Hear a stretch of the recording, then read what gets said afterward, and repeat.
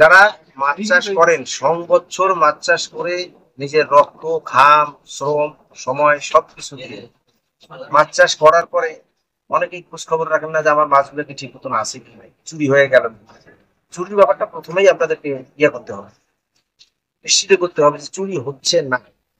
এটা তো প্রথম কথা। দ্বিতীয় কথা যেটা, সেটা হলো যে মাছের আড়তে মাছ নেওয়ার সময় অনেক কায়দা কানুন আছে। কায়দা কানুন কোনো কিছু নাই এখানে, অবৈধ কোনো কিছু।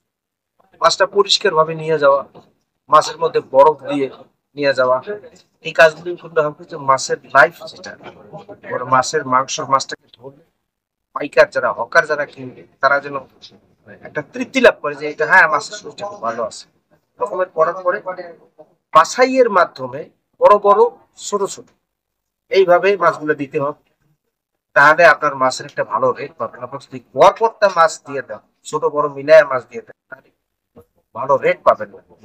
যারা হকার, তারা, যেমন আমি যেখানটায় বিক্রি করি, এখানটা একটা গরিব বাজার, এটা এখানকার হকাররাও, তারা যখন বাজারে মাছ নিয়ে যাবে তখন সাইজটা কাছাকাছি মাছের সাইজটা নেওয়ার জন্য, তারা লাভবান হওয়ার জন্য বড় মাছ করা যেমন দরকার, সেম সাইজ, একই সাইজের এই জিনিসগুলো মাথায় রাখলে আমার দুইটা পয়সা হলেও আল্লাহ আপনাদের সবাইকে ভালো রাখুন। আপনার কি পুকুরে যে মাছ ধরলেন, আজকে মাছ নিয়ে আসেন, নামছেন, নিজে নামছেন, চাষিদের কি নামার সাজেশন দিচ্ছেন?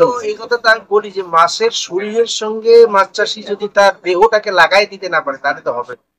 আমি আজকে 9:30টার সময় আমি মাছ ধরছি, মাছ ধরে আমি পিক আপে করে আমি নিয়ে আসছি, সাথে আমিও আমার গাড়ি করে আসছি, এসে বাজারে বিক্রি করছি। একটা চাষির জীবনের সবচেয়ে বড় কি উৎপাদন করা মাছটা বা ফসলটা বাজারে নিয়ে গিয়ে বিক্রি করে দেখে শুনে পয়সা নিয়ে বাড়ি আসে, এটাই একটা চাষির জীবন। একটা সান্ত্বনার বিষয় বা আনন্দের বিষয়। কত টাকা লাভ করছি বড় কথা, তাতে আপনারা অনেক ধরনের চুরিচামারি সাবধানে থাকার ব্যাপার স্যাপার। মাছের সাংঘাতিক হুজুরমার কাছে এরা দেখবেন যে মাছের বেলায় তো আপনাদেরকে সবাইকে আল্লাহ মাছ চাষে সফল করুক, এই প্রত্যাশা রেখে বক্তব্য শেষ। স্যারকে অনেক অনেক ধন্যবাদ।